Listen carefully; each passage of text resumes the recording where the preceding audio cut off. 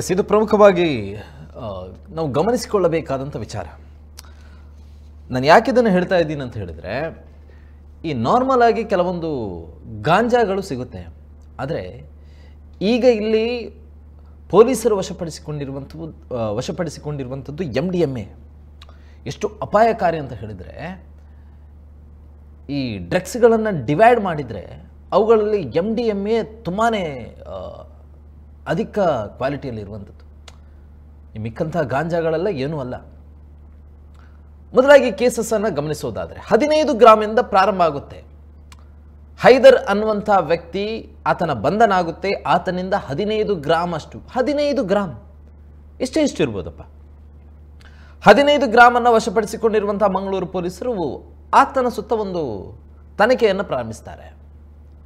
ಮಂಗಳೂರಲ್ಲಿ MDMA ಸಿಗ್ತಾ ಇದೆ ಅಂತ ಹೇಳಿದರೆ, 15 ಗ್ರಾಮ್ ಸಿಗ್ತಾ ಇದೆ ಅಂತ ಹೇಳಿದರೆ, ಈತೊಬ್ಬ ಪೆಡ್ಲರ್ ಆಗಿರ್ಬೋದು, ಈತನಿಗೆ ಸಪ್ಲೈ ಮಾಡೋರು ಇನ್ಯಾರೋ ಇದ್ದಾರೆ, ಈತನನ್ನು ಸಂಪೂರ್ಣವಾಗಿ ತನಿಖೆ ಮಾಡಬೇಕು ಅಂತ ಹೇಳಿ ಪೊಲೀಸರ ಸ್ಟೈಲಲ್ಲಿ ಆತನ ವಿರುದ್ಧ ತನಿಖೆಯನ್ನು ನಡೆಸ್ತಾರೆ.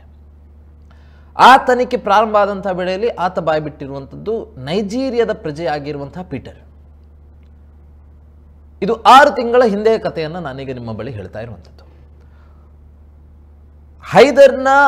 ಹೈದರ್ ನೀಡಿರುವಂತಹ ಮಾಹಿತಿಯ ಆಧಾರದಂತೆ ನೈಜೀರಿಯಾದ ಪ್ರಜೆ ಆಗಿರುವಂಥ ಪೀಟರ್ನನ್ನು ಪೊಲೀಸರು ಬಲೆ ಬೀಸ್ತಾರೆ. ಕೊನೆಗೆ ಆತನೂ ಕೂಡ ಸಿಗ್ತಾನೆ. ಆತ ಬರೀ ಸಿಗೋದಿಲ್ಲ, ಜೊತೆಗೆ ಆತನ ಬಳಿ 6 kgಯಷ್ಟು ಮೌಲ್ಯದ 6 kg ತೂಕದ MDMA ಆತನಿಂದಲೂ ಕೂಡ ವಶಪಡಿಸಿಕೊಳ್ತಾರೆ. ಮೊದಲಿಗೆ ಸಿಕ್ಕಿರುವಂಥದ್ದು 15 ಗ್ರಾಮ್. ಅದರ ಮೂಲವನ್ನು ಹುಡುಕ್ತಾ ಹೋದಂಥ ಸಂದರ್ಭದಲ್ಲಿ ಸಿಕ್ಕಿರುವಂಥದ್ದು 6 kg MDMA ನೈಜೀರಿಯಾದ ಪ್ರಜೆಯಿಂದ. ಇಷ್ಟಕ್ಕೆ ಮಂಗಳೂರು ಪೊಲೀಸರು ಸುಮ್ಮನಾಗುವುದಿಲ್ಲ. ಇದರ ಜಾಲ ಇನ್ನಷ್ಟು ದೊಡ್ಡದಾಗಿದೆ. ಇದು ಮಂಗಳೂರಿಗೆ ಮಾತ್ರ ಅಲ್ಲ, ಎಂಟೈರ್ ರಾಜ್ಯಕ್ಕೆ, ಇಡೀ ದೇಶಾದ್ಯಂತ ಈಗಾಗಲೇ ಆಲ್ರೆಡಿ ಹಬ್ಬಿದೆ. ಸ್ಪೆಷಲ್ ನಮ್ಮ ರಾಜ್ಯದ ರಕ್ಷಣೆ ಆಗಬೇಕು ಅಂತಾದರೆ ಇದನ್ನು ಬೆನ್ನು ಹತ್ತಲೇಬೇಕು ಅಂತ ಹೇಳಿ ಕಳೆದ 6 ತಿಂಗಳುಗಳಿಂದ ಮಂಗಳೂರು ಪೊಲೀಸರು ಒಂದು ಟೀಮನ್ನು ರಚಿಸಿ ಬರೀ ಮಂಗಳೂರು ಮಾತ್ರವಲ್ಲದೆ ಎಂಟೈರ್ ರಾಜ್ಯದ ಸುತ್ತಲೂ ಕೂಡ ಒಂದು ಕಣ್ಣು ಹಾಯಿಸೋದಕ್ಕೆ ಮುಂದಾದರು. ಆ ಸಂದರ್ಭದಲ್ಲಿ ಅವರಿಗೆ ಸಿಕ್ಕಿರುವಂಥ ಮಾಹಿತಿ, ದಕ್ಷಿಣ ಆಫ್ರಿಕಾ ಮೂಲದ 2 ಮಹಿಳೆಯರು ಇದನ್ನು ದೆಹಲಿಯಿಂದ ಬೆಂಗಳೂರಿಗೆ ಸಪ್ಲೈ ಮಾಡ್ತಾ ಇದ್ರು. ಅದು ಕೂಡ ಕಳೆದ 6 ತಿಂಗಳ ಟ್ರಾವೆಲ್ ಹಿಸ್ಟ್ರಿಗಳನ್ನು ತೆಗಿತಾರೆ. ಟ್ರಾವೆಲ್ ಹಿಸ್ಟ್ರಿಗಳನ್ನು ಗಮನಿಸಿದಂಥ ಸಂದರ್ಭದಲ್ಲಿ ಕಳೆದ 6 ತಿಂಗಳುಗಳಿಂದ ದೆಹಲಿ ಟು ಬೆಂಗಳೂರು 59 ಬಾರಿ ಭೇಟಿಯನ್ನು ನೀಡಿದರು. 59 ಬಾರಿ. ಈ 59 ಬಾರಿ ಭೇಟಿಯನ್ನು ನೀಡಿದಂಥ ಸಂದರ್ಭದಲ್ಲೂ ಕೂಡ ಅವರು ಟ್ರಾಲಿ ಬ್ಯಾಗ್ ಸಮೇತವಾಗಿ ಬೆಂಗಳೂರಿಗೆ ಆಗಮಿಸ್ತಾ ಇದ್ರು. ಬರೀ ಒಂದು ದಿವಸದ ಭೇಟಿಗೋಸ್ಕರ ದೆಹಲಿಯಿಂದ ಬೆಂಗಳೂರಿಗೆ ಬರ್ತಾ ಇದ್ರು. 24 ಗಂಟೆ ತಾಸು ಅಷ್ಟೇ ಅವರದು. 24 ಗಂಟೆ ತಾಸು ಮಾತ್ರ ಬೆಂಗಳೂರಲ್ಲಿ ಇರ್ತಾ ಇದ್ರು. ಅದರ ಒಳಗಡೆ ಅವರು ಮತ್ತೆ ರಿಟರ್ನ್ ದೆಹಲಿಗೆ ಹೋಗಿ ಆಗಬೇಕು. ಸಂಜೆಯ ವೇಳೆಯಲ್ಲಿ ಅಲ್ಲಿಂದ ಹೊರಟ್ರೆ ದೆಹಲಿಯಿಂದ ರಾತ್ರಿ ಆಗುವಾಗ ಬೆಂಗಳೂರಿಗೆ ರೀಚ್ ಆಗ್ತಾ ಇದ್ರು. ಬೆಂಗಳೂರು ಏರ್ಪೋರ್ಟಿಂದ ಹೊರಗಡೆ ಬಂದು ಅಲ್ಲಿರುವಂಥ ಪ್ರೈವೇಟ್ ಕ್ಯಾಬ್ಗಳ ಮುಖಾಂತರ ಬೆಂಗಳೂರಿನ ಯಾವುದೆಲ್ಲ ಕೆಲವೊಂದು ಮೇನ್ ಸಿಟಿಗಳಿದೆ ಅಲ್ಲಿರುವಂಥ ಡ್ರಗ್ಸ್ ಪೆಡ್ಲರ್ಗಳಿಗೆ ಇದನ್ನು ಸಪ್ಲೈ ಮಾಡ್ತಾ ಇದ್ರು.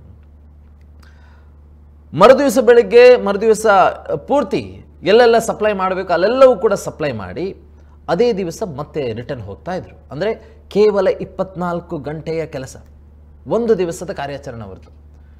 ಇದೇ ಥರ ಕಳೆದ 6 ತಿಂಗಳುಗಳಿಂದ ಬೆಂಗಳೂರಲ್ಲಿ ಈ ಕೆಲಸ ನಡೀತಾ ಇತ್ತು. ಬೆಂಗಳೂರಿಂದ ಮಂಗಳೂರಿಗೂ ಕೂಡ ಇದು ಶಿಫ್ಟ್ ಆಗ್ತಾ ಇತ್ತು. ಮಂಗಳೂರು ಕತೆ ಬಿಡೋಣ, ಸದ್ಯಕ್ಕೆ ಕೆಲವೊಂದು ಡ್ರಗ್ಸ್ ವಿಚಾರಕ್ಕೆ ಸಂಬಂಧಪಟ್ಟಂಥ ಕೇಸಸ್ಗಳು ಫೈಂಡ್ ಔಟ್ ಆಗಿರುವಂಥದ್ದು.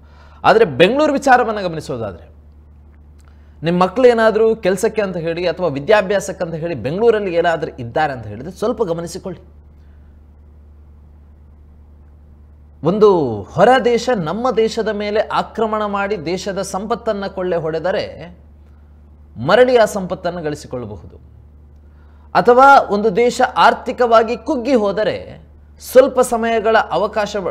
ಸ್ವಲ್ಪ ವರ್ಷಗಳ ಅವಕಾಶಗಳ ಬಳಿಕ ಆ ದೇಶ ಮತ್ತೆ ಆರ್ಥಿಕತೆಯಲ್ಲಿ ಬೀಳಲೂಬಹುದು.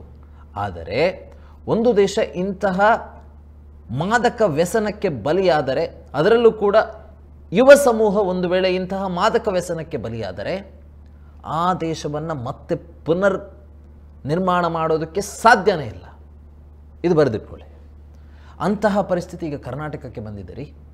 ನಾವು ಯಾಕೆ ಜನಧ್ವನಿಯಲ್ಲಿ ಈ ಸುದ್ದಿಯನ್ನು ಬಿತ್ತರ ಮಾಡ್ತಾ ಇದ್ದೀವಿ ಅಂತ ಹೇಳಿದರೆ, ಪ್ರತಿಯೊಬ್ಬ ಪೋಷಕರು ಕೂಡ ಇದನ್ನು ಗಮನಿಸಿಕೊಳ್ಬೇಕು.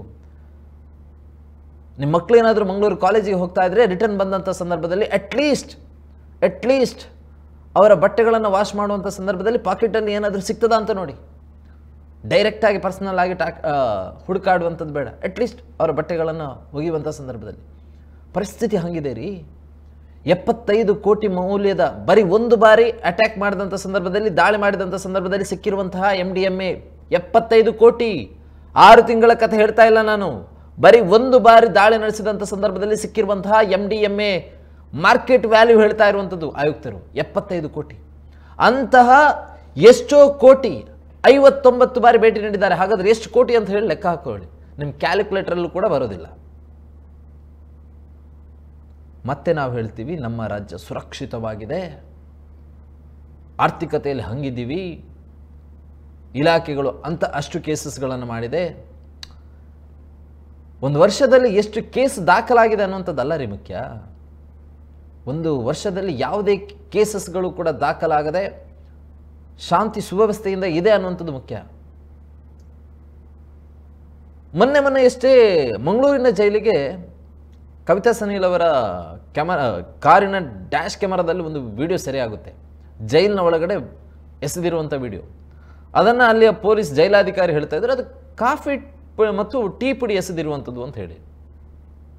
ಯಾವನಿಗೆ ಗೊತ್ತು ಇದೇ ಥರ MDMA ಅಥವಾ ಡ್ರಗ್ಸ್ಗಳನ್ನು ಎಸೆದಿರಬಾರದು ಅನ್ನೋಂಥದ್ದಕ್ಕೆ ಏನಾದರೂ ದಾಖಲೆ ಏನಾದರೂ ಕೊಟ್ರ ಜೈಲಾಧಿಕಾರಿಗಳು ಇಲ್ಲಿ ತನಕ?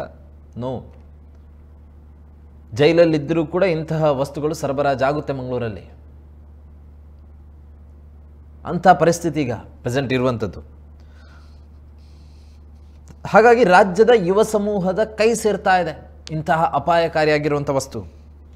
ಇದು ಜನರ ಜೀವನವನ್ನು ಮಾತ್ರ ಅಲ್ಲ, ದೇಶದ ವ್ಯವಸ್ಥೆಯನ್ನೇ ಹಾಳು ಮಾಡುವಂಥ ಪರಿಸ್ಥಿತಿ. ದಕ್ಷಿಣ ಆಫ್ರಿಕಾದ ಪ್ರಜೆಗಳು ದೆಹಲಿಯಿಂದ ಬೆಂಗಳೂರಿಗೆ ಇಷ್ಟು ನೀಟಾಗಿ ಸಪ್ಲೈ ಮಾಡ್ತಾ ಇದ್ದಾರೆ, ಇಷ್ಟು ನೀಟಾಗಿ. CM ಸಿದ್ದರಾಮಯ್ಯನವರು ಹೇಳ್ತಾರೆ, ರಾಜ್ಯದ ಇತಿಹಾಸದಲ್ಲೇ ಅತಿ ದೊಡ್ಡ ಪ್ರಮಾಣದ ಮಾದಕ ದ್ರವ್ಯವನ್ನು ಪತ್ತೆ ಹಚ್ಚಿ ಇಬ್ಬರನ್ನ ಬಂಧಿಸಿರುವ ಮಂಗಳೂರು ಸಿಟಿ ಪೊಲೀಸರ ಕಾರ್ಯಾಚರಣೆ ಶ್ಲಾಘನೀಯ ಮತ್ತು ಡ್ರಗ್ಸ್ ಜಾಲ ಕಿತ್ತೊಗೆಯುವುದು ನಮ್ಮ ಮುಖ್ಯ ಗುರಿ ಅಂತ ಹೇಳ್ತಾರೆ ಸಿದ್ದರಾಮಯ್ಯನವರು. ಅರೆ ಸಿದ್ದರಾಮಯ್ಯನವರೇ, ಮಂಗಳೂರಿನ ಪೊಲೀಸರು ಮಾಡಿರುವಂಥ ಕಾರ್ಯ ಶ್ಲಾಘನೀಯ. ನಿಮ್ಮ ಬೆಂಗಳೂರು ಪೊಲೀಸರು ಏನು ಮಾಡ್ತಾ ಇದ್ದಾರೆ? ನಿಮ್ಮ ಹಿಂದೆ ಬರೀ PP ಉತ್ತ ಹೋಗೋದಾ? ಬೆಂಗಳೂರು ಪೊಲೀಸರು ಏನು ಮಾಡ್ತಾ ಇದ್ದಾರೆ? ರಾಷ್ಟ್ರದ ರಾಜಧಾನಿಯಾಗಿರುವಂತಹ ದೆಹಲಿ ಏರ್ಪೋರ್ಟಿಂದ ರಾಜ್ಯದ ರಾಜಧಾನಿಯಾಗಿರುವಂತಹ ಬೆಂಗಳೂರು ಏರ್ಪೋರ್ಟಿಗೆ ನಿರಂತರವಾಗಿ ಈ ಮೊತ್ತದ ಇಷ್ಟು ದೊಡ್ಡ ಮೌಲ್ಯದ MDMA ಸಪ್ಲೈ ಆಗ್ತಾ ಇದೆ ಅಂತ ಹೇಳಿದರೆ ಅಲ್ಲಿಯ ಅಧಿಕಾರಿಗಳು ಏನು ಮಾಡ್ತಾ ಇದ್ದಾರೆ?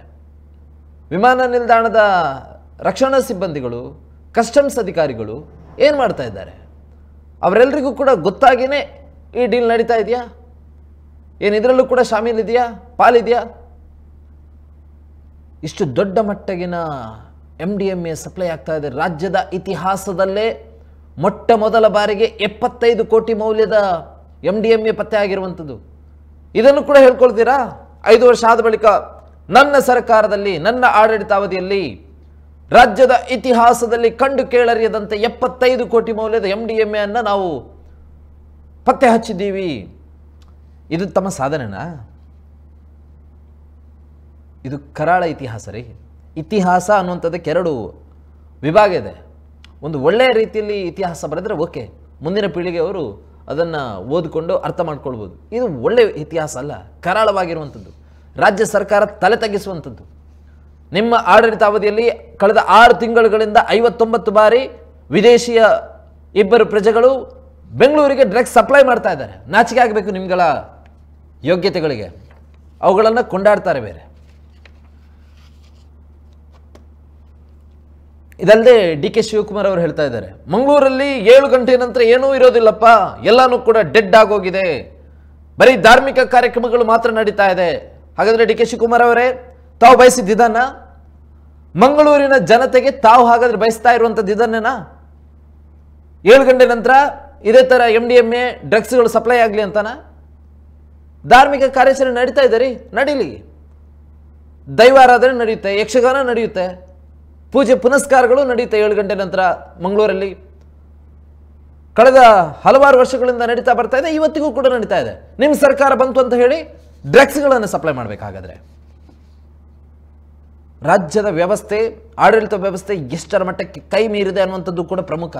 ಬರೀ ಈಗ 37 kg ನಾವು ವಶಪಡಿಸಿಕೊಂಡಿದ್ವಿ ಅಂತ ಹೇಳಿದ ತಕ್ಷಣ ಇದು ನಿಮ್ಮ ಸಾಧನೆ ಅಲ್ವೇ ಅಲ್ಲ. ನಾನು ಹೇಳ್ತಾ ಇದ್ದೀನಿ ಇದು ನಿಮ್ಮ ಸಾಧನೆ ಅಲ್ಲ. ಎಲ್ಲ ಮಾಧ್ಯಮಗಳಲ್ಲೂ ನಿಮ್ಮ ಪರವಾಗಿ ಹೇಳುವುದು. ಬಟ್ ನಾನು ಹೇಳ್ತಾ ಇದ್ದೀನಿ ಇದು ನಿಮ್ಮ ಸರ್ಕಾರದ ಸಾಧನೆ ಅಲ್ಲ. ಸರ್ಕಾರ ತಲೆ ತಗ್ಗಿಸುವಂಥ ಕೆಲಸ ಇದು. ನಿಮ್ಮ ಅಧಿಕಾರ ಅವಧಿಯಲ್ಲಿ ಇಂತಹ ಕೆಲಸ ಕಾರ್ಯಗಳು ನಡೀತಾ ಇರುವಂಥದ್ದು. ಆ್ಯಂಡ್ ಮತ್ತೊಂದು ವಿಚಾರ, ಈಗ ಮಂಗಳೂರು ಪೊಲೀಸರು 37 kg ಅಷ್ಟು MDMAಗಳನ್ನು ಪತ್ತೆ ಹಚ್ಚಿದ್ದಾರೆ. ಇನ್ನಾದರೂ ಕೂಡ ಆ ಪೊಲೀಸ್ ಅಧಿಕಾರಿಗಳಿಗೆ ಫ್ರೀ ಹ್ಯಾಂಡ್ ಕೊಡ್ರಿ, ಫ್ರೀ ಹ್ಯಾಂಡ್ ಕೊಡಿ. ಇನ್ನು ಅವ್ರ ಮೇಲೆ ದರ್ಪ ತೋರಿಸೋದಲ್ಲ. 37 kg ಹಿಡಿದ್ರಾ, ಓಕೆ ಸರಿ, ಇಬ್ಬರನ್ನು ಬಂಧಿಸಿ ಆಯ್ತಲ್ವ, ಇನ್ನು ಸುಮ್ಮನೆ ಕೂತ್ಕೊಳ್ಳಿ, ಇನ್ನೇನೆಲ್ಲ ಆಗಬೇಕು ಅದನ್ನು ನಾವು ನೋಡ್ಕೊಳ್ತೀವಿ ಅನ್ನುವಂಥದ್ದಲ್ಲ. ಇನ್ನಾದರೂ ಅವ್ರಿಗೊಂದು ಫ್ರೀ ಹ್ಯಾಂಡ್ ಕೊಡಿ. ಪ್ರಮೋಷನ್ ಬೇಕಾಗಿಲ್ಲ, ಅವ್ರು ಮಾಡುವಂಥ ಕೆಲಸ ಕಾರ್ಯಗಳಿಗಾದರೂ ಒಂದು ಅವಕಾಶಗಳನ್ನು ನೀಡಿ. ಕಳೆದ 6 ತಿಂಗಳುಗಳಿಂದ ಈ ಒಂದು ಕಾರ್ಯಾಚರಣೆಯನ್ನು ನಡೆಸ್ತಾ ಇದ್ದಾರೆ ಸೀಕ್ರೆಟ್ ಆಗಿ. ಇವತ್ತದು ಬಯಲಾಗಿದೆ. ಅದಕ್ಕೆ ಪೊಲೀಸ್ ಇಲಾಖೆಗಳಿಗೆ ಶಬಾಸ್ ಹೇಳಬೇಕು, ಸ್ಪೆಷಲಿ ಮಂಗಳೂರು ಪೊಲೀಸರಿಗೆ.